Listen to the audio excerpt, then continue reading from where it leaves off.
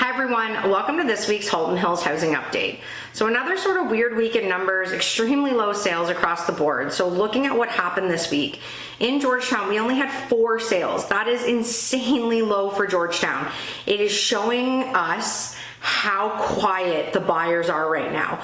Buyer activity is so low. Even though houses are still getting showings, for someone to actually pull the trigger and buy a house is, you know, pretty not common right now. Like, we are not seeing a lot of buyers pulling the trigger on houses right now. So hopefully the trend of under 5 sales a week starts to disappear, because that is not going to be good for our overall inventory. It's just going to keep climbing. So we had 9 new listings this week, which is not as high as we've been seeing, but it's still higher than our new listings. The one thing that's keeping our market sort of at bay is properties coming off of the market. We had 10 properties this week that terminated and haven't relisted, so that also keeps our inventory sort of stable. So even when we have weeks where there's new listings and they're outpacing the sales, if properties are coming off the market, that decreases our inventory. So just something to note, that we do have a lot of people either, I don't know if they're not getting the numbers they wanted, or because the buyers are not pulling the trigger, they're taking their homes off the market, but it's just a kind of a weird time right now. Acton this week had 2 sales and 2 new listings, so moving but nothing crazy in Acton. In Glen Williams, there was 1 sale, no new listings. Limehouse had no sales and no new listings, and the rural market had 1 sale and no new listings. So we're seeing some sales in those outer pockets outside of Georgetown. Not a ton of new listings, so that's also helping inventory, you know, kind of stay at bay. Now looking at active inventory, we are actually down this week, again, in part due to the properties coming off the market.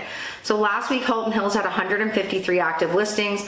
This week, we're down to 152 active listings.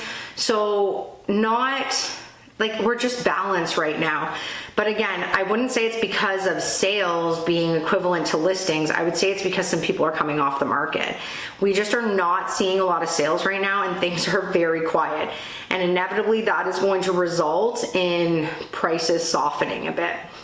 Looking at Georgetown this week, we stayed the exact same at 92 active listings. What did happen though was our price point sort of shifted this week. So now looking at our active price points, under 800,000 went down from 11 to 8 active listings, and a bunch of those are sold conditional. So not a ton available under 800,000. 800 to $1 million really climbed this week. So last week we were at 12 active listings. We are up to 18 active listings. That is quite a bit in that pocket, especially considering that is our pocket that usually moves the most. We're seeing some listings sitting in that pocket, especially like the 3-story townhouse type properties. We have a lot of those on the market right now, like a freehold townhouse. And so those just are not moving as rapidly as they were previously. So it's really interesting to see inventory up significantly in that pocket, and also stuff not moving, because we only had 4 sales in Georgetown last week. That's really low. Looking at our other price points, 1 to 1.5 million is down slightly from 37 to 36, but this pocket is still sitting very high compared to where we were a few months ago. So this pocket right here is probably, and it happened last year, this is the price point that's gonna start feeling the pull down, because if those properties that we're getting, you know, 1.1 million are coming in under $1 million now and still not moving, that price point, the 1 to 1.5, is gonna get pulled down. And then 1.5 million plus is down from 32 to 30 active listings.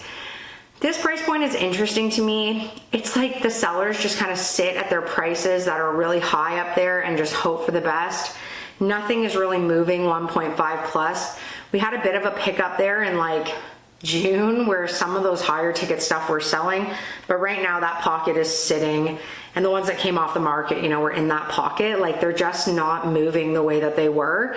And those sellers seem to just really hold on to their pricing of what they wanted, especially a lot of them hoping for what neighbors were getting in like 2022. So interesting to see if those people are going to start to bring their pricing down as well. So looking at our other markets, Acton remained the same this week at 21 active listings. Glen Williams went down from 7 to 6 active listings. So Not a huge amount of inventory sitting in Glen Williams right now. Limehouse remained the same at 2, and the rural market is down from 31 to 30 active listings, but that's still sitting very high as well. So overall, when I look at this update, the signs that the buyers are really cooling off is like very evident.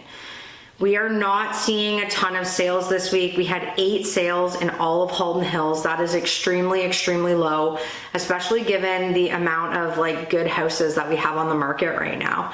So to only have this many sales is really showing us that the buyers are like, I don't know if they're in wait and see mode, if interest rates are gonna go up again, if they're speculating that prices are gonna go down because they're seeing more inventory. I'm not sure exactly what's happening, but seeing low sales like these numbers is not going to be good for our sellers market. So I'm gonna be watching this closely. Next week I'm gonna have August numbers, which are gonna be really interesting to me. I mean, I think definitely we are going to be down in terms of units. It's been a very, very slow month. I'm just interested to see where prices land. So I will be back next Tuesday. Have a great week, everyone.